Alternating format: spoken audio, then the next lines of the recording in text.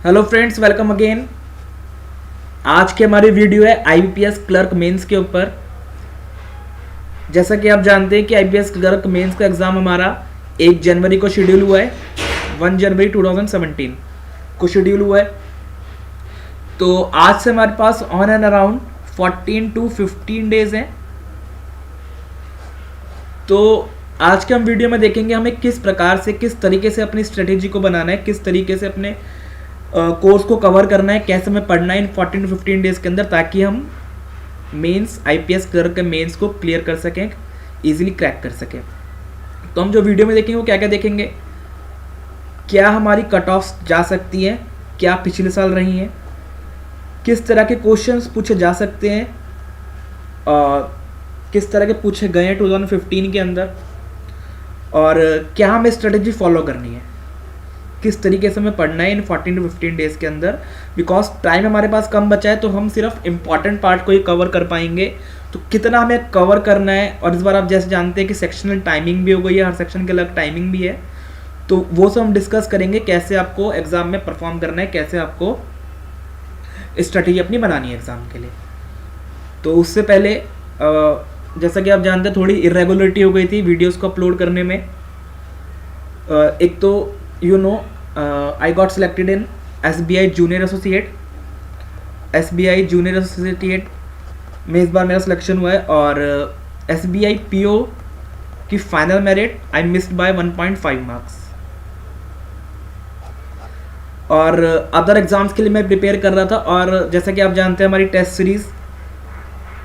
Series को भी हमने लॉन्च करा पिछले 2 महीने के अंदर। टेस्ट सीरीज़ का भी हमने लॉन्च करा, तो उसका भी वर्क, तो थोड़ा उन सब चीज़ों को लेकर थोड़ा सा बिजी था।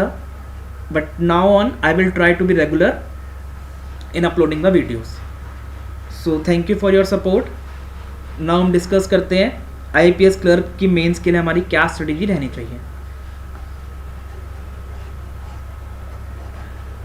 And I will discuss the realistic strategy that you have to follow while studying and also while attempting the exam।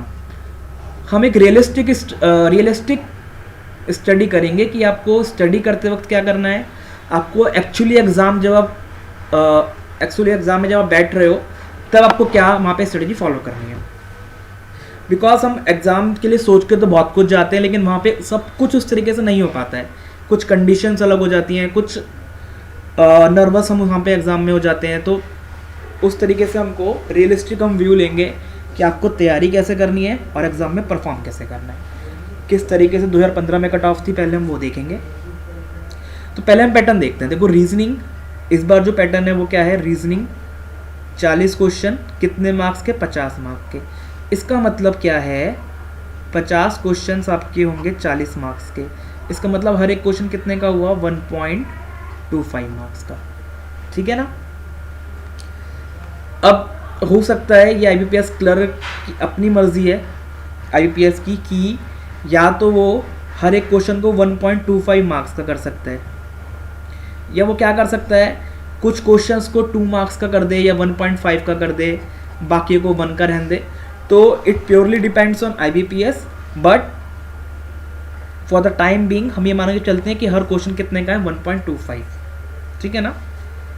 Reasoning 40 question 40 mark, तो 1 मार्क का एक question. Quantitative 40 mark 40 question 50 mark, फिर से 1.25 का। उसके बाद general awareness 40 question 40 mark 1 mark का। Computer में 40 क्वेश्चन 20 मार्क्स, मतलब कितने का हो गया, 0.5 मार्क्स का एक क्वेश्चन। ठीक है। उसके बाद टाइमिंग, इस साल SBI PO, SBI clerk, IBPS PO, IBPS clerk, IBPS RRB PO, RRB clerk, इन सब ने क्या एक नया फीचर इसमें ऐड करा है इस बार एग्जाम्स में। हर सेक्शन को वो अलग टाइमिंग दे देते हैं। पहले क्या होता था, आपके पास 2 आवर्स रहते थे, 2 आवर्स आपके पास रहते थे, 120 मिनट्स आपके पास रहते थे। उन 120 मिनट्स में आपकी मर्जी होती थी, चाहो तो आप 50 मिनट मैथ्स को दो, 40 मिनट रीजनिंग को दो, 20 मिनट इंग्लिश को दो, और 10 मिनट जीके को दो। तो पहले ये आपकी मर्जी रहती थी, आप चाहो यहाँ पे 40 कर दो, 30 कर दो, कुछ भी आप अपने हिसाब से कर सकते थे, आप एक सेक्शन से दूसरे सेक्शन पे स्विच कर सकते थे। आपने पहले मैथ्स के 10 क्वेश्चन करे, उसके बाद आप स्विच करके 10 क्वेश्चन रीजनिंग कर लिए, फिर 10 जीके कर लिए। तो ये आपकी मर्जी होती थी पिछले साल तक। लेकिन दिस ईयर से, इस साल से क्या कर दिया गया है, अगर आपके सामने रीजनिंग का सेक्शन खुलता है, ठीक है ना, अगर आपके सामने रीजनिंग का सेक्शन खुलता है तो वो पूरा 30 मिनट्स चलेगा रीजनिंग का सेक्शन। चाहे आप उसके अंदर 10 मिनट के अंदर रीजनिंग कर लो, चाहे आप 20 मिनट में कर लो, चाहे 25 मिनट में कर लो, कितनी भी देर में आप कर लो, लेकिन आपको 30 मिनट तक सिर्फ आप रीजनिंग का सेक्शन ही अटैम्प्ट कर सकते हो। मतलब जब ये पूरे 30 मिनट्स हो जाएंगे तभी आप दूसरे सेक्शन पे स्विच करोगे। और इसके अंदर भी एक क्या ट्विस्ट है कि आप जो सेक्शन पे स्विच करोगे that will not be your choice, आपकी चॉइस से नहीं करोगे। किसकी चॉइस से करोगे? IBPS की। मतलब अगर आपके सामने अभी सेक्शन खुला रीजनिंग, तो इसके बाद जो सेक्शन खुलेगा वो आपकी मर्जी नहीं होगी, वो किसकी मर्जी होगी? IBPS की। वो चाहे मैथ्स भी, मतलब क्वांटिटी एप्टीट्यूड भी खुल सकता है, वो जीके भी खुल सकता है, वो कंप्यूटर भी खुल सकता है, और वो इंग्लिश भी खुल सकता है। सपोज करो रीजनिंग आपने अटैम्प्ट करा, 30 मिनट्स आपने इसके अंदर लगाए, उसके बाद खुल गया क्या? कंप्यूटर। कंप्यूटर के अंदर टाइम देखो कितना है? 20 मिनट्स। 20 मिनट्स आपने ये करा, उसके बाद खुल गया सपोज करो इंग्लिश। इंग्लिश में भी 30 मिनट्स आपने लगाए, उसके बाद खुल गया क्या? जीके। जीके में आपने 25 मिनट्स लगाए, लास्ट में खुला मैथ्स। तो इतना टाइम जब आप गुजार के आओगे, 30 मिनट पहले रीजनिंग में, 20-50, 30 मिनट रीजनिंग में, 20 कंप्यूटर में, उसके बाद फिर से 30 इंग्लिश में, उसके बाद 25 जीके में। कितने हो गए? 30 और 30 60, और 20 80, और 25 105 मिनट। 105 मिनट आप जब निकाल के आओगे, उसके बाद जब आप मैथ सेक्शन पे आओगे, तो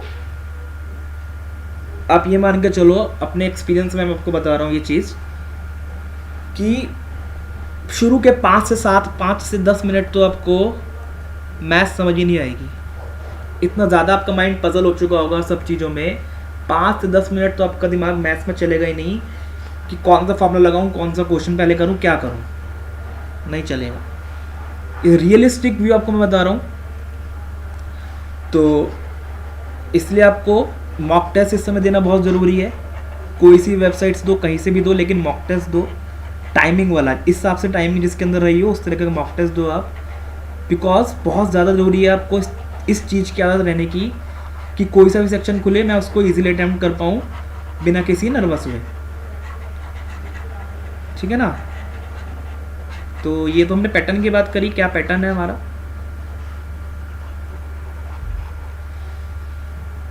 अब हम बात करते हैं कट ऑफ की, ठीक है ना। थोड़ा सा कट ऑफ का देखते हैं। कट ऑफ वैसे कोई भी प्रेडिक्ट नहीं कर सकता, क्योंकि आपने अभी देखा IBPS PO मेंस की कट ऑफ जनरल के लिए 52.5। तो कट ऑफ कोई भी प्रेडिक्ट नहीं कर सकता क्लियरली, ठीक है ना। It's just depend on the exam. अगर आपका एग्ज़ाम ईजी आया तो कट ऑफ हाई हो जाएंगी, एग्ज़ाम डिफ़िकल्ट आया तो कट ऑफ कम हो जाएंगी। तो it purely depend on exam, but for the time हम ये डिस्कस कर सकते हैं कि जो लास्ट ईयर गई उससे थोड़ा सा कंपेयर करके हम देख सकते हैं, क्योंकि आप जैसे जानते हैं कि इस बार इंटरव्यूज़ भी हट गए हैं। पिछली बार भी IPS क्लर्क में इंटरव्यू नहीं हुए थे, इस बार भी इंटरव्यू नहीं है, ठीक है ना। तो कट ऑफ हाई ही जाएंगी, जितने लोगों का नाम मेरिट में आएगा उन सबको सिलेक्शन मिलेगा। तो अगर हम पिछले साल की बात करें, तो जैसे कि हम दिल्ली रीजन से हूँ मैं, दिल्ली की कट ऑफ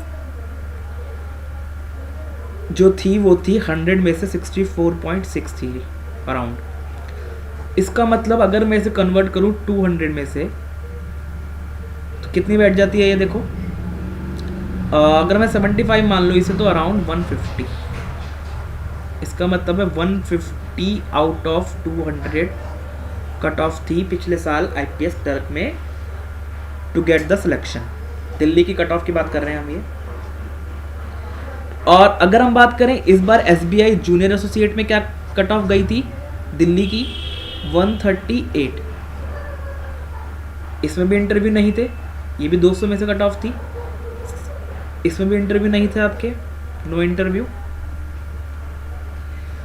तो देखो 138 गई, ये भी दिल्ली की है, और क्लर्क में गई 150। क्यों? क्योंकि SBI जे का एग्ज़ाम मुश्किल था, IPS क्लर्क का थोड़ा इजी था। तो कट ऑफ के अंदर आप ये मान के चलो, to be on the safer side 145 to 155 will be the cutoff. It can be 4 to 5 less, -4, -5, or maybe +4 +5. Depend on the level of the exam. Level of exam easy रहा तो बढ़ भी सकती है, और मुश्किल रहा तो कम भी हो सकती है।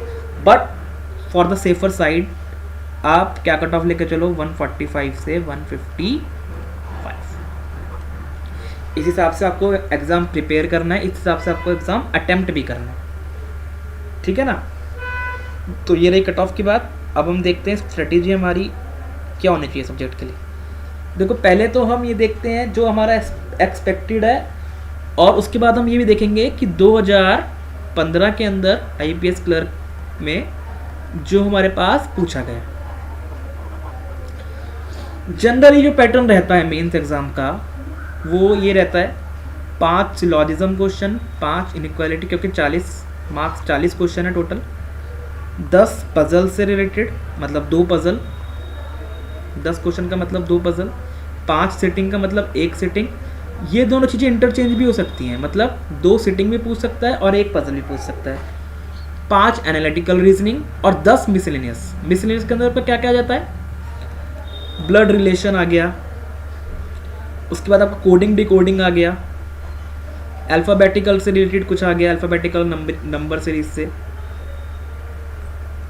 जो कि पिछले साल आया था, डाटा सफिशिएंसी आ सकता है, या इनपुट आउटपुट आ सकता है। हालांकि 2015 में इनपुट आउटपुट नहीं पूछा गया था, बट आ सकता है क्योंकि मेंस के अंदर इनपुट आउटपुट आने की पॉसिबिलिटी रहती है। तो डायरेक्शन हो गया, तो ये सब चैप्टर किस में आते हैं, मिसलेनियस में। रैंकिंग हो गया, ये सब क्यों होते हैं मिसलेनियस में। जरूरी नहीं है सबसे ही क्वेश्चन पूछा जाएगा, हो सकता है डायरेक्शन से पूछ ले, रैंकिंग से ना पूछे, ब्लड से पूछ ले, कोडिंग से पूछ ले, रैंकिंग से पूछ ले, डायरेक्शन से ना पूछे। तो मिसलेनियस इनको इसलिए कहा जाता है कि कुछ भी आ सकता है, जनरल पैटर्न ये रहता है। लेकिन अगर हम बात करें 2015 के IPS क्लर्क की, तो एक तुम्हारे पास रो वाला पजल था, एक फ्लोर वाला पजल था, एक सिटिंग अरेंजमेंट था स्क्वायर के अंदर, ठीक है। उसके बाद 5 आपके सिलॉजिज्म था, 5 आपका इनइक्वालिटी था, ठीक है। उसके बाद 3 आपका डाटा सफिशिएंसी थे, उसके बाद 2 आपके डायरेक्शन थे, और 5 आपके कोडिंग डिकोडिंग था, और 5 आपका नंबर और सिंबल के ऊपर जो क्वेश्चन आता है ना, नंबर और सिंबल की एक सीरीज दे दी जाती है, जैसे एक ऐसे बना देंगे, एक फिर ऐसे लिख देंगे, फिर ऐसे लिख दिया जाएगा, कुछ इस तरीके से एक बड़ी सीरीज होगी। उसके बाद बोलेगा कि पहला क्वेश्चन लिख देगा कि पहले अगर हमने सारे सिंबल्स को हटा दिया तो राइट से 4th नंबर पे कौन सा अल्फ़ाबेट आएगा। इस तरीके से क्वेश्चन होते हैं कुछ, तो वो थे। तो 5, 5, 10, 5, 15, 20, 25, 30, 35 और 40, ठीक है ना। ये पैटर्न था, इसी पैटर्न को ध्यान में रखते हुए हमने ये बनाया है। एनालिटिकल आ भी सकती है, एनालिटिकल की जगह हो सकता है इस तरह का कहीं नंबर सिंबल दे दे, नंबर और सिंबल के ऊपर कोई सीरीज दे दे, या का क्या कर सकता है, वो इनपुट आउटपुट दे सकता है 5 नंबर। तो वो प्योरली डिपेंड है IPS पे। लेकिन general pattern syllogism, inequality, puzzle, sitting, ये तो आना ही है। उसके बाद रैंकिंग है, ब्लड, कोडिंग, डायरेक्शन, 1 क्वेश्चन है, 2 क्वेश्चन है, लेकिन आना है, ठीक है ना। तो 40 में से आपको एटलीस्ट 35 क्वेश्चन तो अटेम्प्ट करना ही है अगर आप सिलेक्शन चाहते हो IPS क्लर्क में। तो आपको इतने क्वेश्चन अटेम्प्ट और 30 मिनट के अंदर करना बहुत ईजी भी है 35 क्वेश्चंस। सिलॉजिज्म अगर आपने हमारी वीडियो से पढ़ा है सिलॉजिज्म इनइक्वालिटी, तो आपको शायद पेन उठाने की जरूरत भी नहीं है। 5 से 7 मिनट के अंदर ये 10 क्वेश्चन इजीली हो जाएंगे और बिल्कुल 100% एक्यूरेसी के साथ। अगर पजल सेटिंग की हम बात करें, आईपीएस क्लर्क की अगर हम बात करें तो बहुत इजी इसका पजल और सेटिंग रहता है। कोई आपको मतलब कहीं आपको नहीं घुमाएगा, डायरेक्ट आपने उसमें जोड़ा रखा होगा। जैसे आपने उसने अगर बात करी P sitting third to the right of R, first second right, उसके बाद ही क्या दे देगा, पी के सेकंड राइट में कौन बैठा है, कोई भी क्यू। मतलब डायरेक्ट आपका जो आपको बिठाता जा रहा है उनसे डायरेक्ट लिंक जोड़ता जाएगा।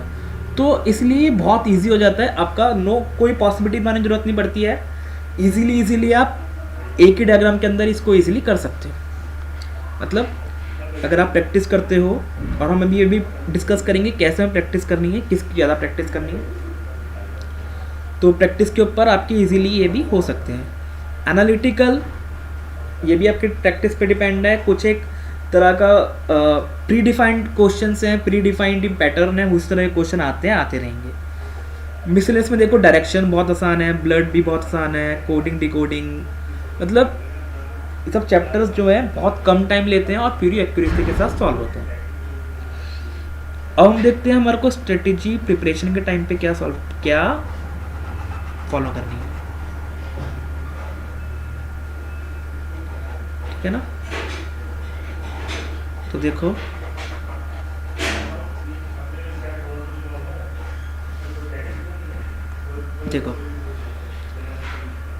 सबसे पहले रोज आपको 10 सिलॉक्स अच्छे क्वेश्चन और 10 इनइक्वालिटी रोज सॉल्व करनी है और ट्राई करना है कम टाइम के अंदर। शुरू में आप 2-3 दिन जो है अपना टाइम लो, अच्छे से उनको देखो, समझो क्वेश्चन को, पेन लो, सॉल्व करो। बाकी जब प्रैक्टिस में आप धीरे धीरे 3-4 दिन बाद ट्राई करो बिना पेन उठाए और बिना पेपर के इनको ईजिली सॉल्व करने के। कम से कम बिना पेन पेपर उठाए 3 दोनों के सॉल्व कर लो। 2 के अंदर आपको पेन और पेपर की जरूरत पड़ेगी जहाँ पे पॉसिबिलिटी केस आएगा सिलॉजिज्म का। और अगर कोडेड इक्वालिटी आती है तो आपको ये जो डायग्राम हमने सीखा हुआ है इसकी जरूरत पड़ेगी, ठीक है ना। तो ट्राई करो मिनिमम टाइम के अंदर सॉल्व कर पाओ। रोज आपको जो करना ही करना है, 2 पजल और 2 सिटिंग अच्छे लेवल के। शुरू के 2-3 दिन आप चाहो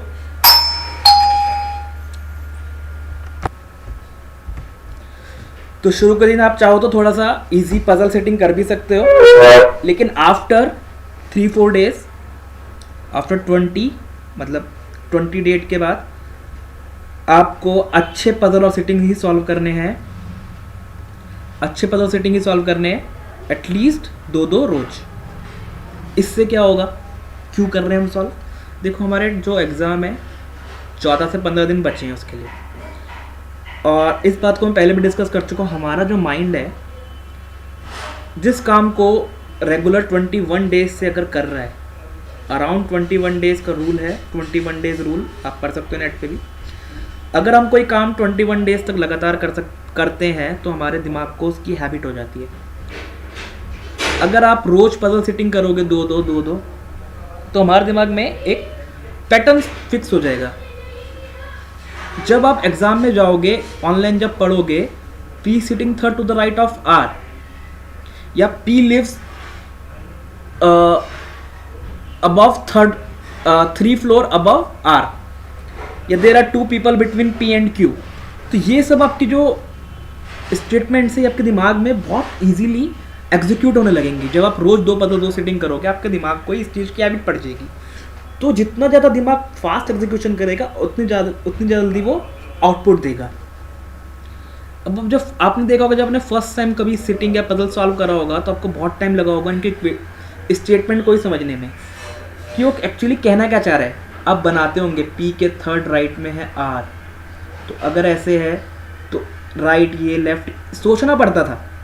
लेकिन जब आप प्रैक्टिस में जाओगे आपके दिमाग में क्या बैठ जाएगा, अगर ये इन्वर्ट सेंटर करके बैठे हैं तो मेरा क्लॉकवाइज क्या होता है, लेफ्ट, एंटी क्लॉकवाइज क्या होता है राइट।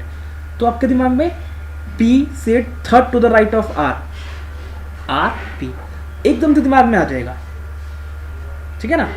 P से third to the right of R, anti clockwise right और क्लॉकवाइज लेफ्ट। तो ये सब आपके क्या होगा, जब प्रैक्टिस करोगे तो ये सब चीज़ें क्या होगा, आपका दिमाग फास्ट एग्जीक्यूट करेगा इन सब चीज़ों को, जो स्टेटमेंट होगी उनको समझना शुरू करेगा कि वो एक्चुअली कहना क्या चाह रहे हैं। तो ये प्रैक्टिस का सबसे बड़ा फंडा ही ये होता है, आपका दिमाग एग्जीक्यूशन कितनी जल्दी वो आपको आउटपुट दे पा रहा है। क्योंकि आप जानते हो एग्जाम में सबसे इंपॉर्टेंट क्या है, टाइम मैनेजमेंट, कि आप टाइम मैनेज कैसे कर पा रहे हो। अगर आप अच्छे से टाइम मैनेजमेंट कर पा रहे हो तो श्योरली आप एग्ज़ाम क्रैक कर लोगे, क्योंकि क्वेश्चंस मुश्किल नहीं होते हैं। अगर मैं जो 30 मिनट आपको दे रहा हूँ वही मैं आपको कहूँ कि 45 मिनट दूंगा, तो हर कोई 100% बच्चों में से 98%, क्योंकि अब जो बच्चे आए हैं वो सब ने प्री क्लियर करा है। अब प्री की कट ऑफ आप जानते हो कितनी हाई गई है। अगर मैं यूपी की बात करूँ तो कुछ 64 पॉइंट कुछ गई है। इसका मतलब जो बंदा प्री क्लियर करके आया उसकी मैथ्स और रीजनिंग तो अच्छी है ही ना, उसकी मैथ्स और रीजनिंग अच्छी है ही। इसका मतलब अगर मैं उसे 45 मिनट दे दूँ सॉल्व करने के लिए तो सारे क्वेश्चन सॉल्व कर देगा। 45 मिनट में 40 दोनों मैथ्स और रीजनिंग के, मतलब 45 मिनट्स में इसके 40, अगले 45 मिनट्स में इसके 40। तो इसका मतलब क्या इंपॉर्टेंट है, सिर्फ टाइम मैनेजमेंट, ठीक है ना। आप टाइम मैनेजमेंट करो, इजीली एग्जाम सॉल्व होगा। उसके बाद इतना करना है आपको, syllogism, inequality, puzzle setting, main यही है आपके। अब क्या करना है आपको, ये तो आप काम रोज करना है, ठीक है ना। अब जो आपको डेज वाइज करना है वो क्या करना है, देखो एनालिटिकल रीजनिंग के भी आप रोज चाहो तो 4-5 क्वेश्चन कर लो, बहुत हैं, बिकॉज इनका पैटर्न सेम ही रहता है। प्रीवियस ईयर के पेपर के क्वेश्चन उठाओ, उनको सॉल्व कर लो, उसी पैटर्न के ऊपर क्वेश्चन आते हैं। ओनली लिखा हुआ आ जाएगा, आप समझ जाओ कि ये वीक आर्ग्यूमेंट है या स्ट्रॉन्ग आर्ग्यूमेंट है। अगर ओनली लिखा हुआ है तो क्या होगा, वीक। इस तरीके से कुछ एक प्री डिफाइंड पैटर्न है, उन्हीं के ऊपर क्वेश्चन आते हैं, तो वो भी आप इजीली कर सकते हो। और ये कंफर्म भी नहीं है कि आपका आना है। मिसलेनियस में आपको क्या करना है, अभी आपके पास 15 दिन, लगभग 14-15 दिन है। टॉपिक भी मेरे ख्याल से मुश्किल से 6 से 7 टॉपिक बैठेंगे, इन सबको मिला के direction, blood coding, alphabetical, data sufficiency, input output ranking, 6-7 topic बैठेंगे। आप हर एक टॉपिक को 2 दिन दो, डायरेक्शन उठाओ, आज 15 से 20 क्वेश्चन सॉल्व करो, कल और 15 से 20 क्वेश्चन सॉल्व कर लो। इतनी प्रैक्टिस हो जाएगी कि ईजिली एग्जाम में क्वेश्चन सॉल्व हो जाए, ठीक है। इस तरीके से आपको प्रिपेयर करना है और एटलीस्ट आपको 35 क्वेश्चन अटैम्प्ट करने हैं आउट ऑफ 40। 35 अटैम्प्ट करोगे, 35 इंटू 1.25 करोगे तो आपके अराउंड 43.75, मतलब लगभग 44 अप्रॉक्सीमेटली मार्क्स बैठते हैं। क्योंकि अगर आप रीजनिंग का क्वेश्चन सॉल्व करके लगा रहे हो तो बहुत कम पॉसिबिलिटी है कि वो गलत होगा, बहुत ही कम पॉसिबिलिटी है। तो अगर आप सॉल्व कर रहे हो, आपका आंसर आ रहा है, तो आप समझ के चलो मेरे पूरे मार्क्स 44 उसमें आ जाएंगे, और आपको लाने ही पड़ेंगे आपको अगर क्लियर करना है एग्जाम तो। नेक्स्ट हम चलते हैं क्वांटिटेटिव एप्टीट्यूड पे। पहले हम डिस्कस कर लेते हैं 2015 का पैटर्न क्या था, ठीक है ना। 2015 का पैटर्न देखो, बहुत अटपटा सा पैटर्न था। 15 नंबर का उन्होंने सिंप्लीफिकेशन दे दिया, बहुत अच्छा किया जो कि बच्चों के लिए। अभी हम बात करते हैं क्यों। अरिथमेटिक दे दिया 15 नंबर का, 30 तो यही हो गए। एक DI दे दिया 5 नंबर का, इजी था, जो कि 5 नंबर की सीरीज दे दी उन्होंने, हो गए 40। Because we have to prepare for the worst too, कुछ भी आ सकता है। तो जैसे कि आप प्री अगर क्लियर करके आए हैं बच्चे, तो ऑब्वियस सी बात है उनको क्वाड्रेटिक वगैरह तो इजीली सॉल्व, क्योंकि क्वाड्रेटिक में क्या है, आपको मेथड अगर आपका समझ में आ गया है, मेथड आपको अगर आता है तो क्वेश्चन कुछ भी आ जाए इजीली सॉल्व हो ही जाएगा। मेथड के ऊपर डिपेंड है, कोई प्रॉब्लम नहीं है। नंबर सीरीज 5 नंबर की, 10 का सिंप्लीफिकेशन और अप्रॉक्सीमेशन आ सकता है, 10 का हम डाटा इंटरप्रेशन मान के चलते हैं, 5 डाटा सफिशिएंसी और 10 मिसलेनियस, जिसके अंदर आपका वही टाइम एंड वर्क, ठीक है ना, pipe system, time and distance, ratio proportion, percentage, profit and loss, partnership और बोट एंड स्ट्रीम, इस तरह के क्वेश्चन जो आपके मिसलेनियस बच्चे, रेशियो प्रपोर्शन वगैरह ये सब। तो ये हम एक्सपेक्टेड लेके चलते हैं। पिछले कुछ एग्ज़ाम्स को देखते हुए मैंने पैटर्न बनाया है। ये पिछले जितने भी एग्ज़ाम्स हो रहे हैं सारे, चाहे वो बैंक ऑफ बड़ौदा का हो, चाहे बैंक ऑफ महाराष्ट्र का हो, चाहे वो IPS का हो, किसी का भी हो, उन सबको देखते हुए ज़्यादातर पैटर्न जो फॉलो करा जा रहा है वो ये करा जा रहा है। लेकिन 2015 में ये पैटर्न था, 15 सिंप्लीफिकेशन थे, 15 अर्थमेटिक थे, 5 DI, 5 सीरीज है। DI आसान थी, इजीली आप कर सकते थे। सीरीज में 3 बहुत ईजी थे जो कि आप इजीली कर सकते थे।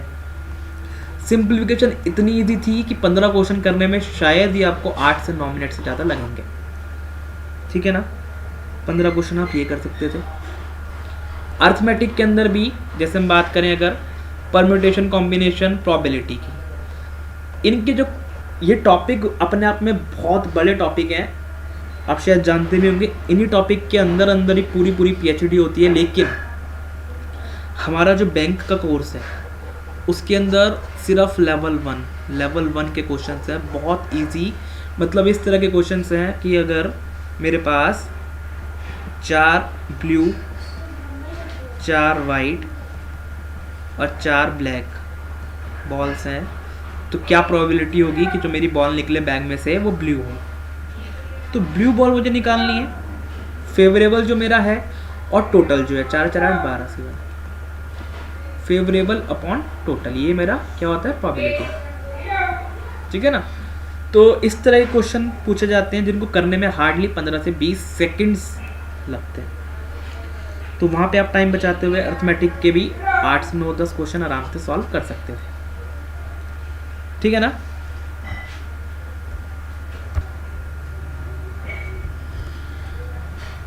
तो ये एक्सपेक्टेड पैटर्न, ये 2015 का पैटर्न है। मैथ्स की अगर हम बात करें आपको कितने क्वेश्चन आइडियली अटेम्प्ट करने हैं, तो that must be 32 35 out of 40 and in the time span of 30 minutes it is possible.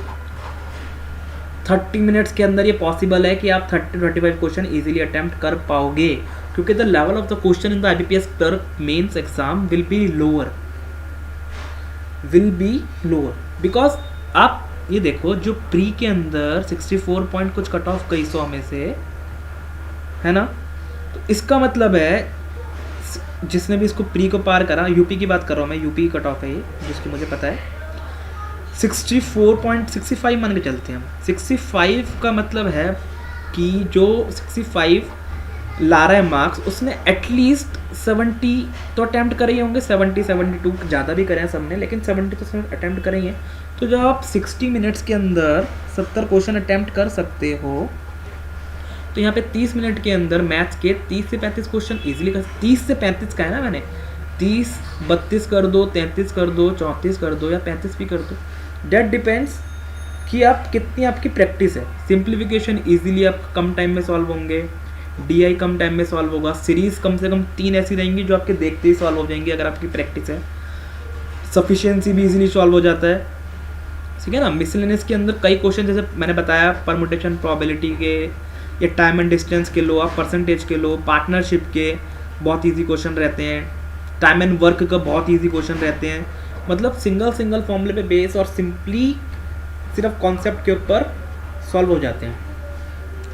तो आपको एटलीस्ट 30 से 35 क्वेश्चन यहाँ भी करने पड़ेंगे टू गेट सिलेक्शन, क्योंकि कट ऑफ आप देख रहे हो बहुत हाई जा रही है आजकल, 145 से 150, क्योंकि इसमें एक तो क्या हुआ, इंटरव्यू नहीं है, तो सिर्फ उतने ही बच्चे पास होंगे जितने कि उन्हें लेने हैं। मतलब अराउंड जो वैकेंसीज है हमारे पास इस साल वो 19,000 के अराउंड है, कुछ ज़्यादा है इससे। तो आप ये मान के चलो कट ऑफ 145 से कम भी जा सकती है, बिकॉज देखो अगर हम SBI JA की बात करें तो उसके अंदर कुछ 17,000 वैकेंसीज थी और दिल्ली की कट ऑफ गई उसकी 138। रीजन वाइज कट ऑफ होती है इसके अंदर, वो मैं समझता हूँ, लेकिन एक जनरली हम बात कर रहे हैं पूरा ओवरव्यू लेके, तो 138 कट ऑफ गई 17,000 पे, यहाँ पे 19,000 वैकेंसीज है ना। तो कट ऑफ 145 से 155 के बीच ही जाने वाली है और बहुत ज़्यादा चांसेस है कि 145 के अराउंड ही रहेगी। तो प्रिपेयर अकॉर्डिंगली। तो इसमें हम एक बार ये देख लेते हैं कि आपको कैसे प्रिपेयर करना है इसको भी, कि आपको रोज़ की स्ट्रेटेजी बनानी है एटलीस्ट, ठीक है ना। देखो कई सारे बच्चे होते हैं जिनका अरिथमेटिक थोड़ा सा वीक रहता है, अरिथमेटिक के अंदर बच्चों को बहुत प्रॉब्लम रहती है, तो उनके लिए क्या सोल्यूशन हो सकता है इस टाइम पे। देखो सबसे पहले तो नंबर सीरीज़, आपको एटलीस्ट 10 नंबर सीरीज़ अच्छे लेवल की रोज़ सॉल्व करनी है। क्यों? फिर से वही माइंड एग्जीक्यूट करना शुरू करेगा, आउटपुट देना शुरू करेगा, फास्ट आउटपुट आपको मिलेगा। कैसे? प्रैक्टिस से। 10 नंबर सीरीज आप रोज़ प्रैक्टिस करोगे, 14 दिन के अंदर 140 नंबर सीरीज आप प्रैक्टिस कर लोगे। कई तो हो सकता है उसी के अंदर सेम पैटर्न के ऊपर सेम आ जाए। तो 10 आपको रोज़ प्रैक्टिस करनी है अच्छी कहने का मेरा क्या मतलब होता है, अब आप ये वाले नंबर सीरीज मत प्रैक्टिस करना, 2, 4, 8, 16, 32। अब आप सोचो, इसको आप सॉल्व करके सोचो मैंने एक नंबर सीरीज आज के लिए कर ली, नहीं, गलत। ये करके आप सिर्फ अपने आप को धोखा दे रहे हो। ये क्या है? 2 का डबल 4, 4 का डबल 8, 8 का डबल 16 का डबल 32 का डबल 64। ये तो कोई 5th क्लास का बच्चा भी कर लेगा। आपको अच्छे वाले जिसके अंदर इस तरह का से कुछ पैटर्न हो,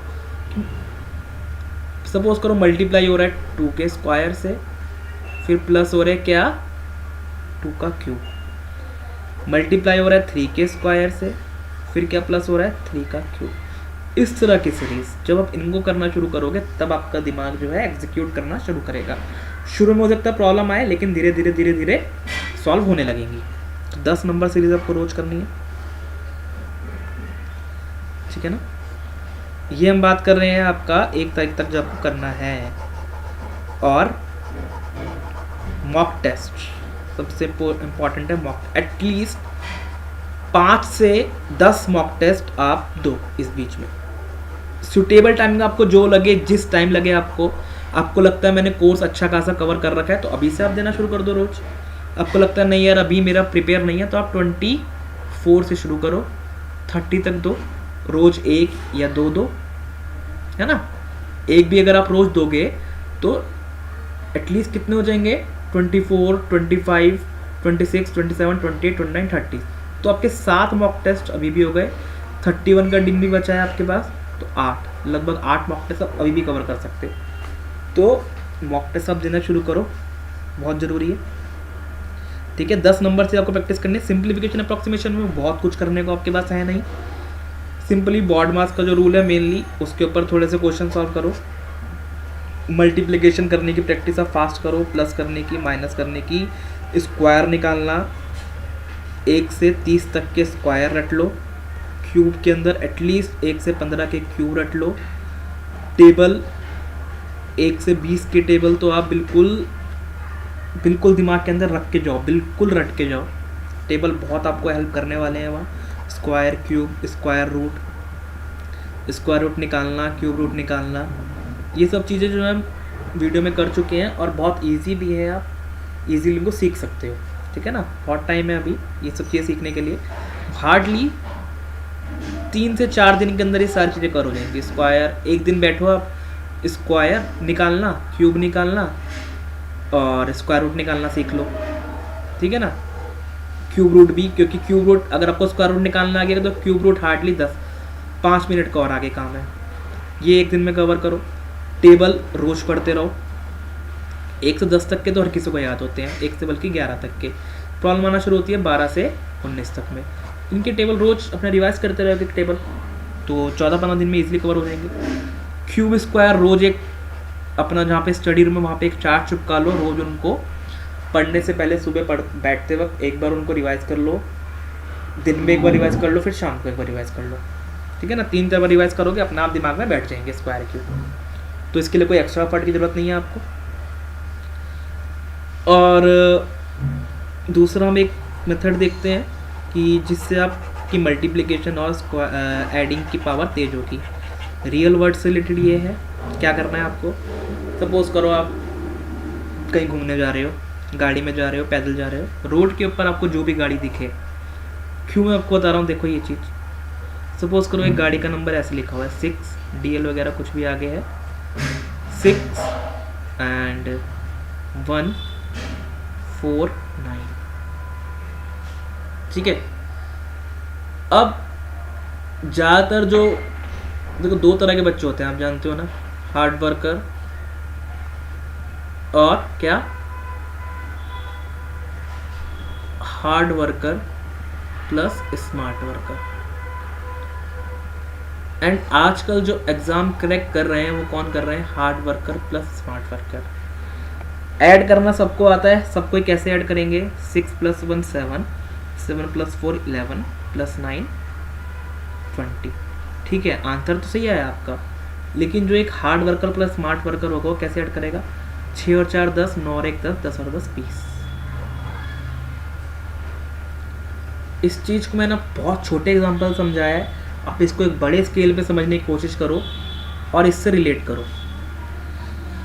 कैसे रिलेट कर पाओगे, आप रोज कोई सी भी गाड़ी देखते हो, उसका नंबर जो भी लिखा हुआ है 9473, इसको ऐड करने की कोशिश करो। किस तरीके से शॉर्टेस्ट, जिस तरीके से आपका माइंड शॉर्टेस्ट टाइम में एग्जीक्यूट कर पाए।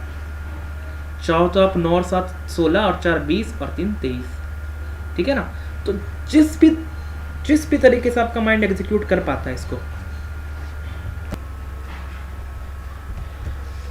तो जिस भी वे में आपका माइंड शॉर्टेस्ट टाइम में एग्जीक्यूट कर पाए उस तरीके से आप इनको ऐड करना शुरू करो। आप जैसे जैसे रोज 10 20 25 गाड़ियों के ऐड करोगे नंबर, आपका दिमाग जो है फास्टली ऐड अपने आप देखना कितना आपको फ़र्क पड़ेगा आपके एडिशन में।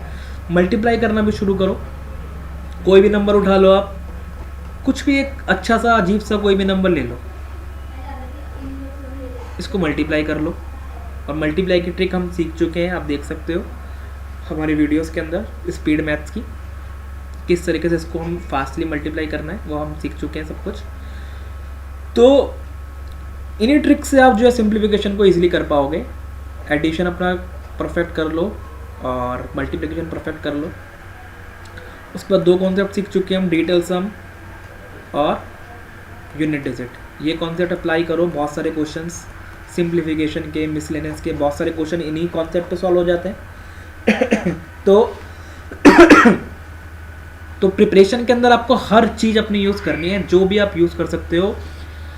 ट्रेडिशनल मेथड का ज़माना गया, स्मार्ट वर्क करो, जितना ज़्यादा इनोवेटिव कुछ भी कर सकते हो, जितना ज़्यादा इनोवेटिव सोच सकते हो वाइल प्रिपेयरिंग सोचो। कहीं भी आपको नंबर दिखे उन्हें ऐड करना शुरू कर दो, शॉर्टेस्ट वे में, ये नहीं जनरल वे में नहीं। 6 और 1 7 और 4 11 और 9 20, ये भी आंसर 20 ही देगा, लेकिन इसको ऐड कैसे करो, 6 और 4 10, 9 और 1 20, 9 और 1 10, 6 और 4 10, 9 और 1 10, 10 और 10 20। इससे क्या होगा, आपका दिमाग जो है जब आगे इस तरह उसको नंबर दिखेंगे ना, ये नंबर आपको किसी भी फॉर्म में दिखेंगे, जब उसे सपोज करो अगली बार ये नंबर आपको इस फॉर्म में दिखे, तो आपका दिमाग इसे अभी भी इस तरीके से ऐड करेगा शॉर्टेस्ट वे में। क्यों? क्योंकि उसको आदत पड़ चुकी है इस तरीके से याद करने की, इस तरीके से ऐड करने की। तो मेरा कहने का मतलब ये है कि आप अपने दिमाग को एग्जीक्यूट करने की आदत डालो, उतना ज़्यादा आपके लिए कोई भी कॉम्पिटिटिव एग्जाम ईजी हो जाएगा। ठीक है ना, नंबर सीरीज, सिंप्लीफिकेशन, अप्रॉक्सीमेशन, आप यही सब करो और बाकी क्वेश्चन आप प्रैक्टिस करते रहो। डाटा इंटरप्रिटेशन के अंदर हमने सीखा हुआ है कैसे शॉर्टेस्ट ट्रिक सीखी हुई है, कैसे हमें रेशियो को सॉल्व करना है, कैसे परसेंटेज को सॉल्व करना है। मेनली यही दो कॉन्सेप्ट इसके अंदर यूज़ आते हैं, रेशियो और परसेंटेज। तो इसके भी आप रोज़ 2 सेट लगाओ, तो 10 हो गए नंबर सीरीज़। सिंप्लीफिकेशन में आपको ये सब करना है। डाटा इंटरप्रिटेशन के 2 सेट आपको रोज़ लगाने हैं। डाटा सफिशिएंसी के अंदर आप कुछ एक्स्ट्रा नहीं कर सकते हो अगर आता है एग्जाम में, तो बिकॉज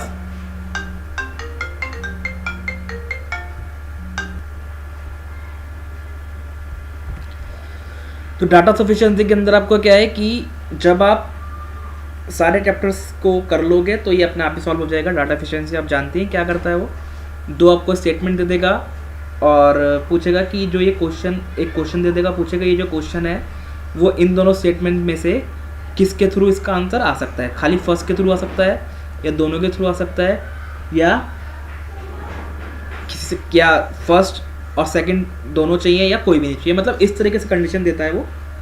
और वो आप तभी सॉल्व कर सकते हो जो आपको सारे जो चैप्टर्स हैं उनकी नॉलेज होगी। तो डाटा से आप कुछ ज़्यादा खास प्रैक्टिस कर नहीं सकते हो। बात करते हैं मिसलेनियस की। मिसलेनियस में आपको अब जो कम टाइम बचा है, अगर आपको चैप्टर्स ज़्यादा से ज़्यादा आपने करे हुए हैं तो बहुत अच्छा है, और अगर आपकी अरिथमेटिक अच्छी नहीं है और कम टाइम है और आपने कुछ ज़्यादा सॉल्व नहीं करा है तो उसके लिए हम बात करते हैं। कर रखा है, और ज़्यादातर बच्चे क्योंकि प्री क्लियर करके आए हैं तो होप्स उन्होंने काफ़ी कुछ कर रखा होगा।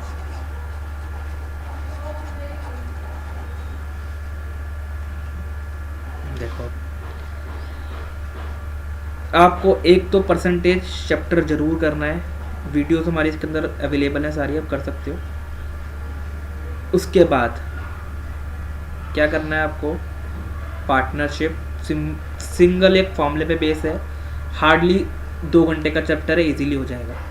बोट एंड स्ट्रीम सिंपल एक फॉर्मूले पे बेस और हार्डली 2 घंटे का चैप्टर, ये भी हो जाएगा। ये आपको करने ही करने हैं। रेशियो एंड प्रपोर्शन सिर्फ समझना है आपको। रेशियो एंड प्रपोर्शन का मतलब और कुछ भी नहीं है, पूरा चैप्टर सिर्फ रेशियो एंड प्रपोर्शन इसलिए समझ लो क्या होता है एक्चुअली। पूरा जो आपका टॉपिक है ऐसे सॉल्व हो जाएगा। इसका परसेंटेज हो गया है हमारा, और time and work. Time and work आपको जरूर करना है, क्योंकि इससे कभी कभार 2 से 3 क्वेश्चन सिंगल टॉपिक से पूछ लिए जाते हैं। टाइम एंड वर्क करते आपका क्या हो जाएगा, पाइप एंड सेशन अपने आप हो जाएगा, दोनों बिल्कुल सेम है। ठीक है ना। अगर आपके अरिथमेटिक बहुत बेकार है और टाइम कम बचा है तो आप एटलीस्ट इन सबको कवर तो करोगे ही। इन सबको कवर करना बहुत ज़रूरी है, क्योंकि 5 से 6 क्वेश्चन 10 में से आपके 5 से 6 क्वेश्चन इसमें से आ जाएंगे। और अगर आप और अच्छा इनको कवर कर लेते हो, टाइम बचता है, तो फिर मिक्सचर एलिगेशन पे जाओ, एवरेज पे जाओ। एवरेज जो कि ज़्यादा प्रैक्टिस की ज़रूरत पड़ती नहीं है, सबको आता है। मिक्सचर एलिगेशन के अच्छे क्वेश्चन करो। और बात सिंपल इंटरेस्ट, कंपाउंड इंटरेस्ट है हमारे पास, उनको आप अच्छे से करो। टाइम एंड डिस्टेंस, हाँ टाइम एंड डिस्टेंस आपको करना है। टाइम एंड डिस्टेंस आपको करना है। ईजी टॉपिक होता है, कोई ऐसा बहुत कुछ उसमें है नहीं। वही है speed equal distance upon time. बहुत इसी फॉर्मूले के डिफरेंट वर्जन को यूज़ किया जाता है और कुछ भी नहीं है। ठीक है ना। तो इस तरीके से आपको प्रैक्टिस करनी है। नंबर सीरीज आपको करना है, सिंप्लीफिकेशन मैंने बताया आपको, डाटा इंटरप्रेशन आपको करना है। उसके बाद क्वाड्रेटिक भी एक बार आपको देख के जरूर जाना है कि 2015 में नहीं आया था लेकिन इस बार आ सकता है। और 30 से 35 आपको क्वेश्चन अटैम्प्ट करने हैं। नेक्स्ट हम चलते हैं इंग्लिश के अंदर। तो मैं आपकी बहुत ज़्यादा हेल्प नहीं कर पाऊँगा, बिकॉज इसके अंदर तो आपकी वोकेबलरी पे डिपेंड है। देखो, बैंक की इंग्लिश और एसएससी की इंग्लिश में बहुत ज़्यादा डिफरेंस है। बैंक की इंग्लिश में अगर आपकी वोकेबलरी अच्छी है तो आप देखो क्या क्या सॉल्व कर सकते हो। क्लोज टेस्ट कर सकते हो, डबल फिलर्स कर सकते हो। उसके बाद रीडिंग कॉम्प्रिहेंशन में जो आपके आते हैं अपोजिट मीनिंग वाले, सेम मीनिंग वाले, वो आप सॉल्व कर सकते हो। लगभग 5 क्वेश्चन आते हैं। तो 10, 5, 15 और 5, 20-25 नंबर का 40 में से 20-25 तो सिर्फ आपके किससे सॉल्व होगा, वोकैबुलरी से सॉल्व होगा। रही बात एरर, सेंटेंस इंप्रूवमेंट और पैराजम्बल के अंदर भी आप कोई ग्रामर आपको यूज़ नहीं होगी, वो भी आपका वोकैबुलरी और रीडिंग पे डिपेंड है। तो रीडिंग प्लस वोकैबुलरी, अगर रीडिंग अच्छी है तो आपका 10 ये और 5 ये 15 रीडिंग आपको दिलाएगा, और वोकैबुलरी अच्छी है तो 10 ये और 5 ये 15 आपको वोकैबुलरी दिलाएगा। 30 बचे आपका एरर और सेंटेंस इंप्रूवमेंट। एरर के अंदर आप कोई भी ग्रामर रूल मत करके जाओ, सिंपली आप न्यूज़पेपर अगर आप रोज़ पढ़ते हो 5 में से 3 एरर की गारंटी तो मैं दे रहा हूँ आपको। अगर आप रोज़ न्यूज़पेपर पढ़ते हो तो 3 एरर तो आप सिर्फ पढ़ते ही ढूंढ लोगे, पढ़ते आपको पता चल जाएगा इस पार्ट में एरर। और सेम सेंटेंस इंप्रूवमेंट का तो आपको एटलीस्ट ट्राई करना है इसके अंदर भी 30 से 35 क्वेश्चन अटैम्प्ट करने का 40 में से, जो कि बहुत इजी हो सकते हैं क्योंकि टाइम आपके पास इंग्लिश के लिए बहुत है। इंग्लिश के लिए भी आपके पास 30 मिनट्स है, जिसके अंदर आप इजीली 30 से 35 क्वेश्चन सॉल्व कर सकते हो। प्री के अंदर भी हमारे पास 30 क्वेश्चन होते हैं, उसमें हम 15 मिनट में एटलीस्ट 20-25 क्वेश्चन कर पाते हैं, है ना, अच्छे से पढ़ के। तो यहाँ पे 30 मिनट है हमारे पास, 30 मिनट के अंदर 40 क्वेश्चन है आपके पास। तो आप एक एक अच्छे से लाइन पढ़ के समझ के रीडिंग कॉम्प्रिहेंशन क्लोज और IPS क्लर्क की अगर हम बात करें तो लेवल मॉडरेट रहता है, इजी ही रहता है, डिफ़िकल्ट नहीं जाता इंग्लिश का। तो अगर आप रोज़ न्यूज़पेपर पढ़ रहे हो तो इजीली सॉल्व कर पाओगे, और आप नहीं पढ़ रहे हो, आप सोच रहे हो क्या करूँ इंग्लिश के लिए, तो कुछ मत करो, सिर्फ अभी भी क्या करना शुरू करो, रीड न्यूज़पेपर। अभी भी न्यूज़पेपर पढ़ना ही शुरू करो आप, और एक बुक उठा लो, वर्ड पावर नॉर्मन लिविस की, वर्ड पावर है नॉर्मन लिविस की, उसको उठाओ। और अब जो कि टाइम कम बचा है तो आप रोज़ एटलीस्ट 2-2 चैप्टर उसके करना शुरू करो। रोज़ 2 करोगे तो भी 28 चैप्टर आप कवर कर लोगे। बहुत अच्छी आपकी वोकेबलरी, एक बहुत अच्छे तरीके से वो आपकी वोकेबलरी को बिल्ड कराएगा। और वोकेबलरी को याद करने का तरीका मैं आपको बता भी चुका हूँ, जैसे कि निमोनिक आप नेट पे सर्च करोगे आपको मिल जाएगा क्या होता है। इसके बारे में जब हम वोकेबलरी के ऊपर वीडियोस करेंगे वहाँ पे डिस्कस करेंगे, ठीक है ना। तो इंग्लिश में तो आप अपना रीडिंग और वोकेबलरी पे डिपेंड है। न्यूज़पेपर पढ़ना अभी से स्टार्ट कर दो, बहुत आपको फ़ायदा एग्ज़ाम के अंदर मिलेगा। एक्चुअली फ़ायदा आपको एग्ज़ाम में पता चलेगा कि कितना मुझे फ़ायदा हुआ इससे। नेक्स्ट हम बात करते हैं जनरल अवेयरनेस की, और यहीं पे हम बात करेंगे किसकी, कंप्यूटर की भी। तो जनरल अवेयरनेस सबसे इम्पॉर्टेंट सेक्शन, देखो GA, कंप्यूटर और रीजनिंग, यही 3 सेक्शंस हैं जो आपको कहाँ ले जाएंगे, मेरिट में ले जाएंगे। क्योंकि अगर हम बात करें इंग्लिश की और मैथ्स की, क्वांटिटेटिव एप्टीट्यूड की,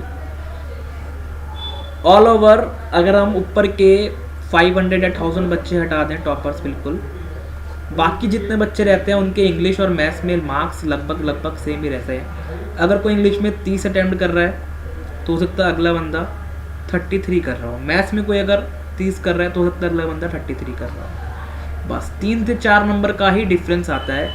ओवरऑल सबके अटैम्प्ट्स और सबके मार्क्स सेम ही रहते हैं, लेकिन डिफरेंस कहाँ आता है, GA में। हो सकता है एक बंदा GA में सिर्फ 15 कर पा रहा हो, और हो सकता है एक बंदा 40 के 40 कर पा रहा हो। देख रहे हो कितना गैप आ रहा है, सेम कंप्यूटर के साथ और सेम रीजनिंग के साथ। रीजनिंग में कई बच्चे 40 के 40 क्वेश्चन अटैम्प्ट करेंगे, और कई बच्चे हो सकता है सिर्फ 25 ही कर पाए। तो मेन जो आपको मेरिट में लाएगा वो कौन लाएगा, रीजनिंग, कंप्यूटर और GA। जनरल अवेयरनेस का आपको क्या करना है, सितंबर से शुरू करना है, सितंबर, अक्टूबर, नवंबर, और क्योंकि जनवरी 1 जनवरी को एग्ज़ाम है तो एटलीस्ट 20 दिसंबर, सितंबर, अक्टूबर, नवंबर और 20 दिसंबर।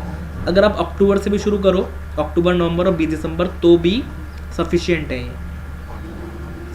है ये। लेकिन हाई स्कोर करने के लिए आप सितंबर के भी पढ़ लो, मतलब सितंबर तक के करंट अफेयर, सितंबर, अक्टूबर, नवंबर और 20 दिसंबर तक के करंट अफेयर्स। उसके बाद जैसा कि हमने 2015 का अगर हम पैटर्न देखें, उसके अंदर हमारे पास बैंकिंग से रिलेटेड ज़्यादा क्वेश्चन थे। जो बैंकिंग अवेयरनेस होती है उससे रिलेटेड काफ़ी क्वेश्चन थे, तो बैंकिंग अवेयरनेस भी आपको सारी कवर करनी है, और स्टैटिक भी आपको कवर करनी है। स्टैटिक कैसे कवर करनी है, देखो आप क्या करो, रोज 2 स्टेट्स लो, 28 स्टेट आप कवर कर जाओगे। रोज 2 स्टेट लो, और क्या करो, नेट के ऊपर सर्च मारो, जैसे आपने लिया सपोज करो दिल्ली, सर्च मारो 10 टॉप मॉन्यूमेंट्स इन दिल्ली, एक लिस्ट बनाओ और लिख लो 10 national park in Delhi, 10 important temples in Delhi. समझ रहे हो, इस तरीके से आप बनाओ लिस्ट दिल्ली के अंदर, और नेट से सर्च मारो, दिल्ली ले लिया एक दिन, और एक और कोई सा भी ले लो आप, गुजरात ले लिया सपोज करो आप। 2 स्टेट के करने में आपको हार्डली 1 घंटा 1.5 घंटा लगेगा।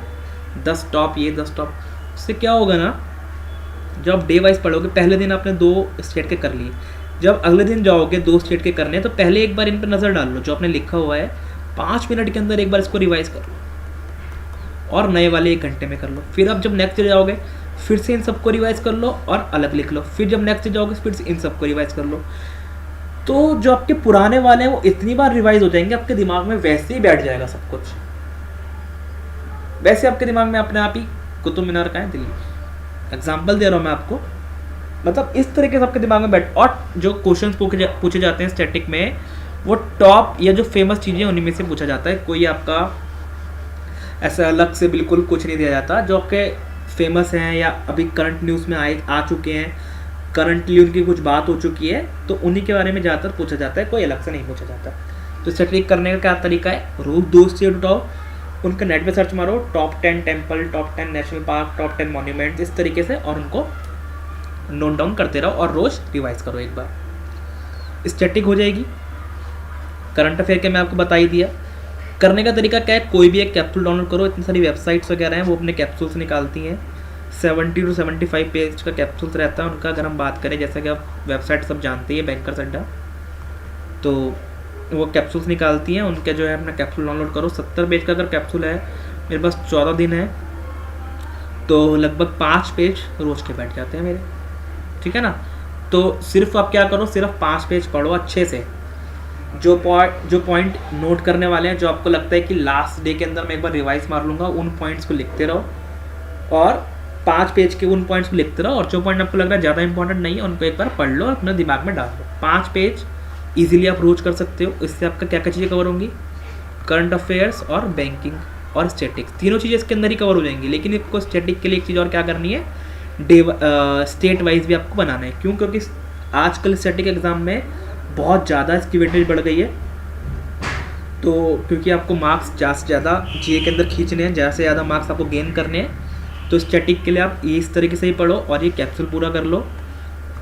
और अगर कोई करंट अफेयर का आपके पास दूसरा सोर्स है, वीडियोस वगैरह जो भी है, उसको भी आप अपना थोड़ा थोड़ा देखते रहो, तो कोई बहुत मुश्किल चीज़ें नहीं आती है, इजीली आप उसको सॉल्व कर पाओगे। बैंकिंग भी बहुत मुश्किल नहीं आती है, बहुत इजी पूछा जाता है।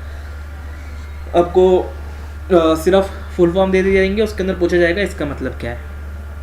सपोज कर उसने आपको दे दिया NEFT, NEFT में बताओ F का मतलब क्या है, RTGS, ये क्वेश्चन आप भी चुका है। RTGS के अंदर G का क्या मतलब होता है ना, रियल टाइम ग्रॉस सेटलमेंट, तो G का मतलब क्या हो गया, ग्रॉस। तो इस तरीके से बहुत इजी से क्वेश्चन पूछा जाता है। F का मतलब पूछा आपसे fund, national electronic fund transfer, तो F का क्या मतलब हो गया, फंड।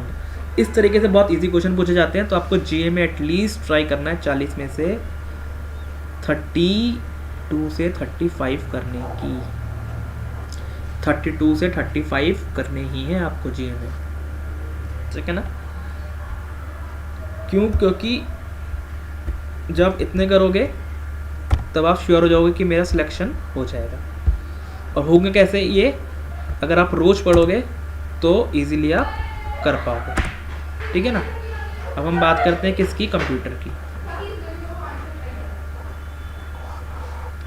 जिन बच्चों ने 10th तक कंप्यूटर पढ़ा है, 9th 10th तक जो आपका कंप्यूटर रहता था बेसिक, 9 10 तक जिन्होंने कंप्यूटर पढ़ा है, उनके लिए कंप्यूटर एक केक वॉक की तरह है, बहुत इजीली वो उसको सॉल्व कर सकते हैं। 40 क्वेश्चन में से मतलब मान के चलो 37 to 38 क्वेश्चन उनके लिए बहुत इजी हैं, जिन्होंने 9 10 तक कंप्यूटर पढ़ा है।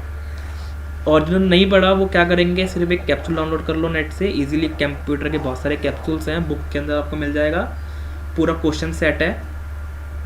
और जैसे रोज एक टॉपिक उठाओ, जैसे आज आपने उठाया इंटरनेट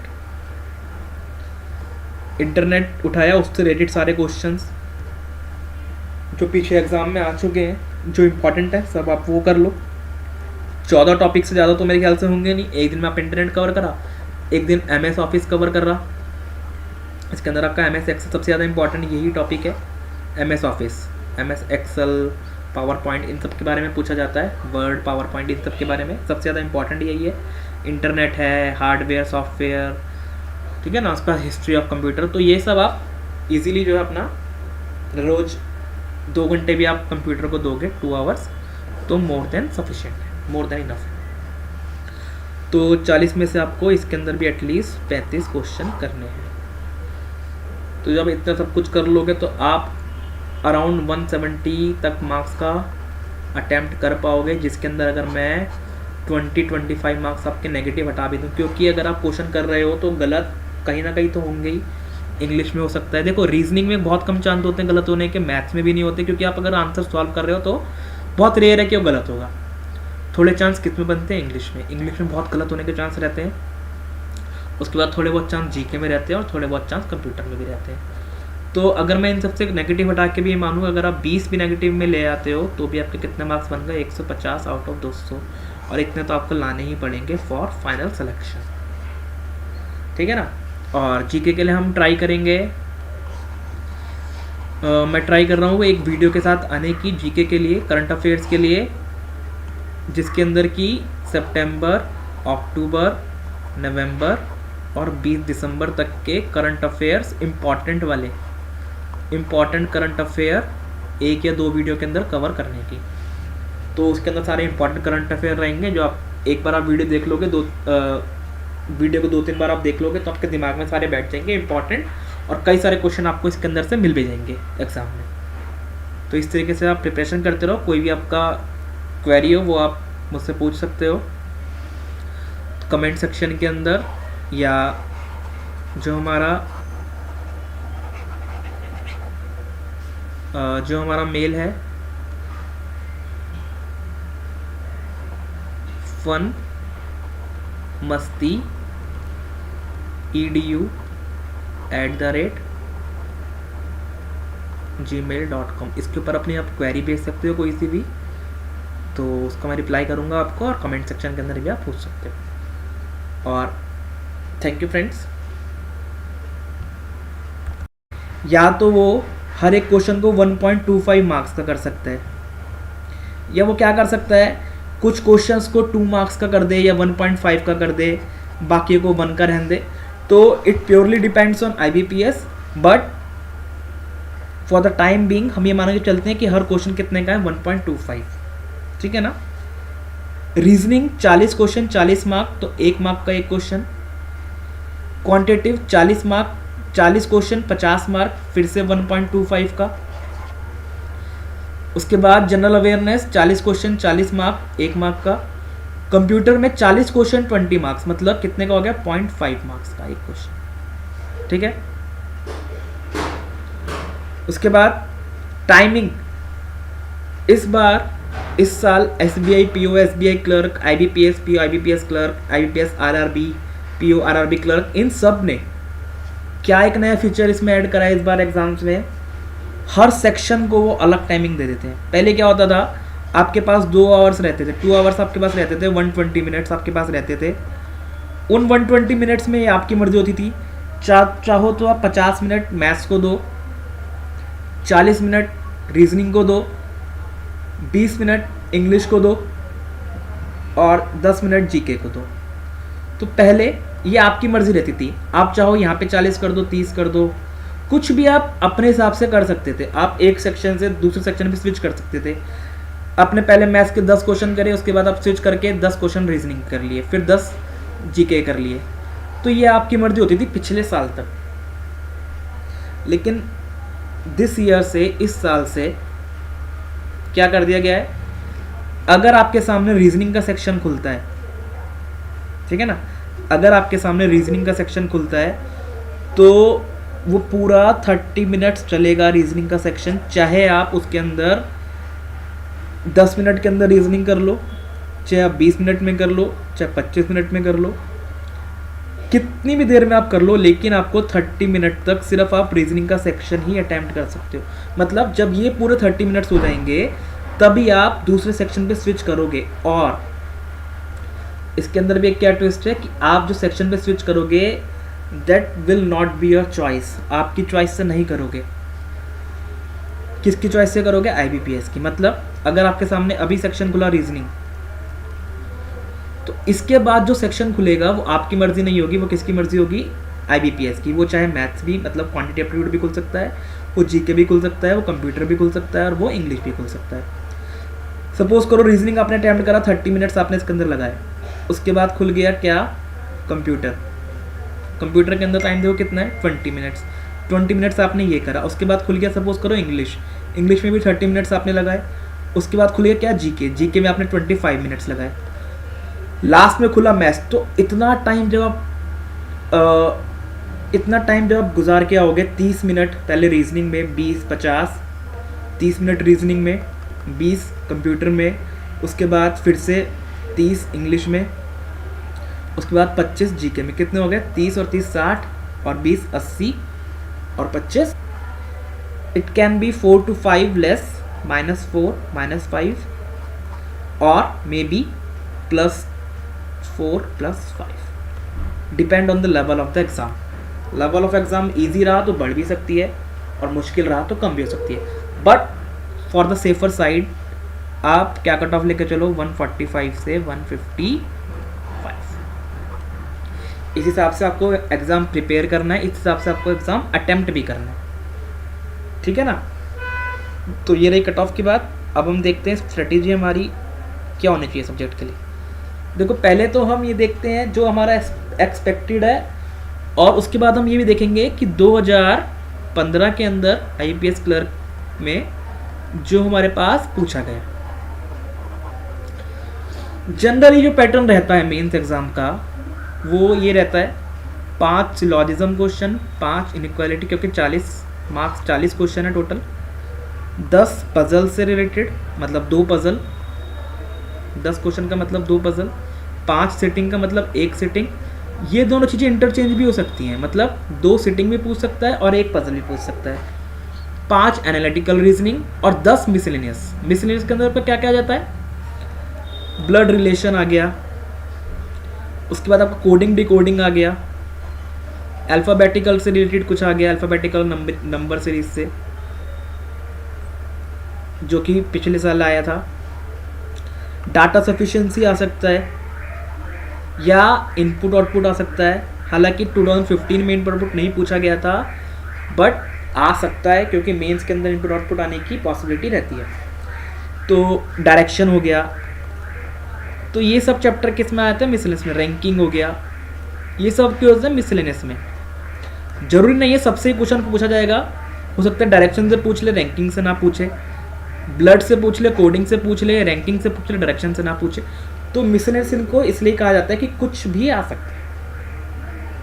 जनरल पैटर्न ये रहता है। लेकिन अगर हम बात करें 2015 की, 2015 के IPS क्लर्क की, तो एक तुम्हारे पास रो वाला पजल था, एक फ्लोर वाला पजल था, एक सिटिंग अरेंजमेंट था स्क्वायर के अंदर, ठीक है। उसके बाद 5 आपके सिलॉजिज्म था, 5 आपका इनइक्वालिटी था,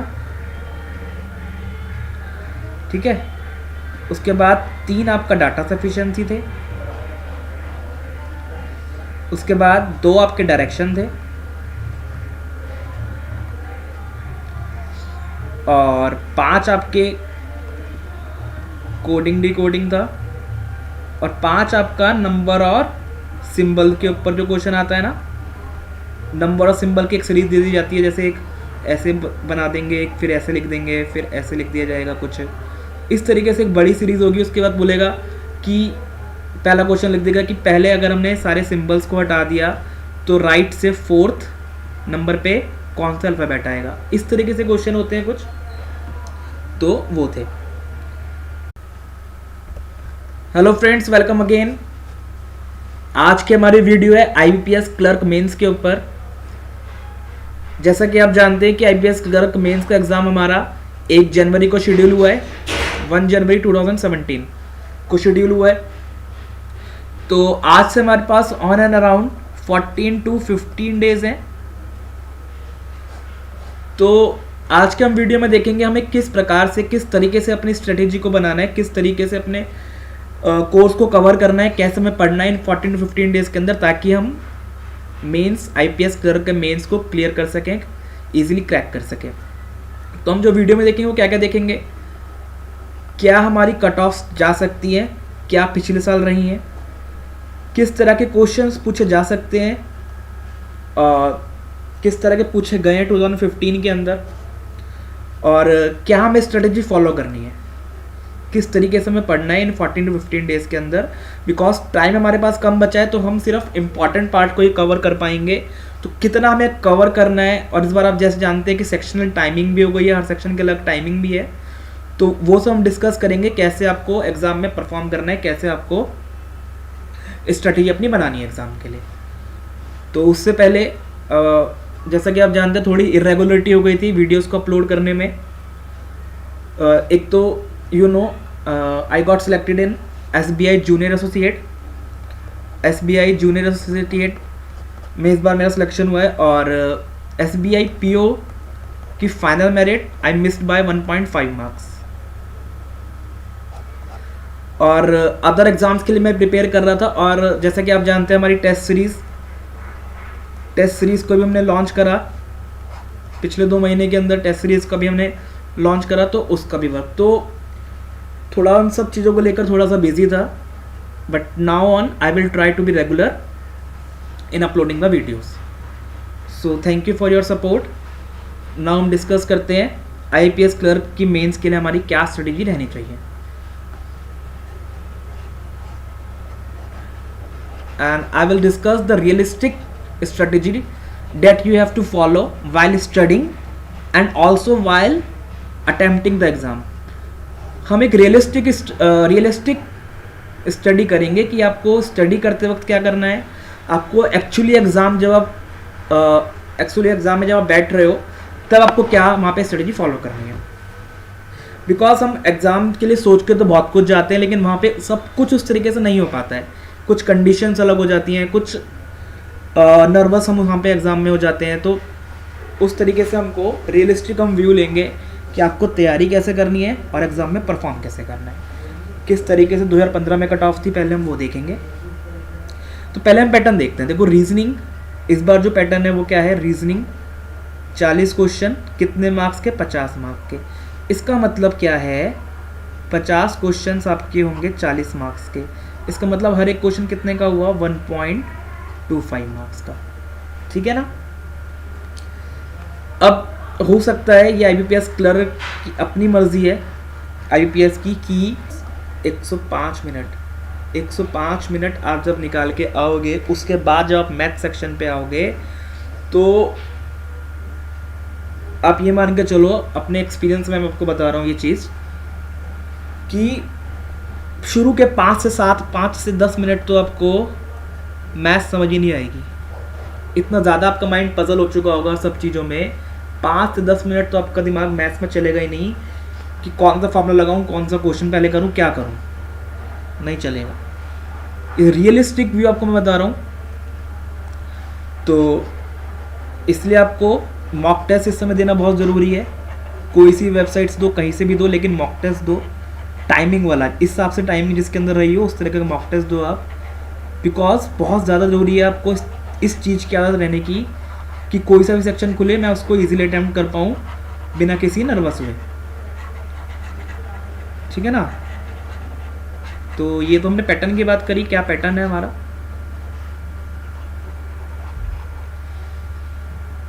अब हम बात करते हैं कट ऑफ की। ठीक है ना, थोड़ा सा कट ऑफ का देखते हैं। कट ऑफ वैसे कोई भी प्रेडिक्ट नहीं कर सकता, क्योंकि आपने अभी देखा IBPS PO मेंस की कट ऑफ जनरल के लिए 52.5। तो कट ऑफ कोई भी प्रेडिक्ट नहीं कर सकता क्लियरली। ठीक है ना। It's just depend on the exam. अगर आपका एग्ज़ाम इजी आया तो कट ऑफ हाई हो जाएंगी, एग्ज़ाम डिफ़िकल्ट आया तो कट ऑफ कम हो जाएंगी। तो it purely depend on exam. But for the time हम ये डिस्कस कर सकते हैं कि जो लास्ट ईयर गई उससे थोड़ा सा कंपेयर करके हम देख सकते हैं, क्योंकि आप जैसे जानते हैं कि इस बार इंटरव्यूज़ भी हट गए हैं। पिछली बार भी IPS क्लर्क में इंटरव्यू नहीं हुए थे, इस बार भी इंटरव्यू नहीं है। ठीक है ना। तो कट ऑफ हाई ही जाएंगी। जितने लोगों का नाम मेरिट में आएगा उन सबको सिलेक्शन मिलेगा। तो अगर हम पिछले साल की बात करें तो जैसे कि हम दिल्ली रीजन से हूँ मैं, दिल्ली की कट ऑफ जो थी वो थी 100 में से 64.6 थी अराउंड। इसका मतलब अगर मैं इसे कन्वर्ट करूँ 200 में से तो कितनी बैठ जाती है ये देखो। अगर मैं 75 मान लो इसे तो अराउंड 150। इसका मतलब है 150 आउट ऑफ 200 कट ऑफ थी पिछले साल IPS क्लर्क में to get the selection. Delhi की कट ऑफ की बात कर रहे हैं हम ये। और अगर हम बात करें इस बार SBI जूनियर एसोसिएट में क्या कट ऑफ गई थी दिल्ली की, 138। इसमें भी इंटरव्यू नहीं थे, ये भी 200 में से कट ऑफ थी, इसमें भी इंटरव्यू नहीं थे आपके, नो इंटरव्यू। तो देखो 138 गई, ये भी दिल्ली की है, और क्लर्क में गई 150। क्यों? क्योंकि SBI जे का एग्ज़ाम मुश्किल था, IPS क्लर्क का थोड़ा इजी था। तो कट ऑफ के अंदर आप ये मान के चलो, to be on the safer side 145 to 155 will be the cut off. तो 5, 5, 10, 5, 15, 20, 25, 30, 35 और 40, ठीक है ना, ये पैटर्न था। इसी पैटर्न को ध्यान में रखते हुए हमने ये बनाया है। एनालिटिकल आ भी सकती है, एनालिटिकल की जगह हो सकता है इस तरह का कहीं नंबर सिंबल दे दे, नंबर और सिंबल के ऊपर कोई सीरीज दे दे, या का क्या कर सकता है वो इनपुट आउटपुट दे सकता है 5 नंबर में। तो वो प्योरली डिपेंड है IPS पे। लेकिन general pattern syllogism, inequality, puzzle, sitting, ये तो आना ही है। उसके बाद रैंकिंग है, ब्लड कोडिंग, डायरेक्शन, 1 क्वेश्चन है, 2 क्वेश्चन है, लेकिन आना है, ठीक है ना। तो 40 में से आपको एटलीस्ट 35 क्वेश्चन तो अटेम्प्ट करना ही है अगर आप सिलेक्शन चाहते हो IPS क्लर्क में। तो आपको इतने क्वेश्चन अटेम्प्ट, और 30 मिनट के अंदर करना बहुत इजी भी है 35 क्वेश्चंस। सिलॉजिज्म अगर आपने हमारी वीडियो से पढ़ा है, सिलॉजिज्म इनइक्वालिटी, तो आपको शायद पेन उठाने की जरूरत भी नहीं है, 5 से 7 मिनट के अंदर ये 10 क्वेश्चन इजीली हो जाएंगे, और बिल्कुल 100% एक्यूरेसी के साथ। अगर पजल सेटिंग की हम बात करें, IPS क्लर्क की अगर हम बात करें, तो बहुत इजी इसका पजल और सेटिंग रहता है। कोई आपको मतलब कहीं आपको नहीं घुमाएगा, डायरेक्ट आपने उसमें जोड़ा रखा होगा। जैसे आपने उसने अगर बात करी P sitting third to the right of R, first second right, उसके बाद ही क्या दे देगा, P के सेकंड राइट में कौन बैठा है, कोई भी Q। मतलब डायरेक्ट आपका जो आपको बिठाता जा रहा है उनसे डायरेक्ट लिंक जोड़ता जाएगा। तो इसलिए बहुत इजी हो जाता है आपका, कोई पॉसिबिलिटी बनाने की जरूरत नहीं पड़ती है। इजीली आप एक ही डायग्राम के अंदर इसको इजीली कर सकते हो।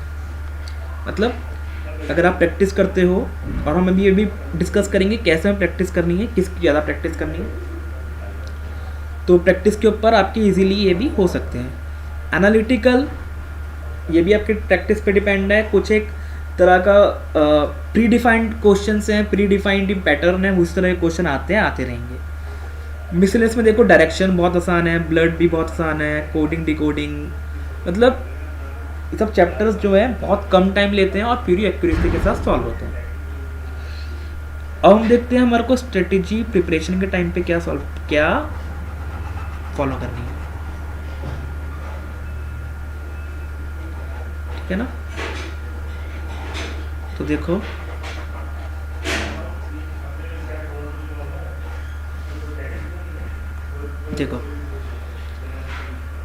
सबसे पहले रोज आपको 10 सिलॉक्स अच्छे क्वेश्चन और 10 इनइक्वालिटी रोज सॉल्व करनी है, और ट्राई करना है कम टाइम के अंदर। शुरू में आप 2-3 दिन जो है अपना टाइम लो, अच्छे से उनको देखो, समझो क्वेश्चन को, पेन लो, सॉल्व करो। बाकी जब प्रैक्टिस में आप धीरे धीरे 3-4 दिन बाद ट्राई करो बिना पेन उठाए और बिना पेपर के इनको इजीली सॉल्व करने के।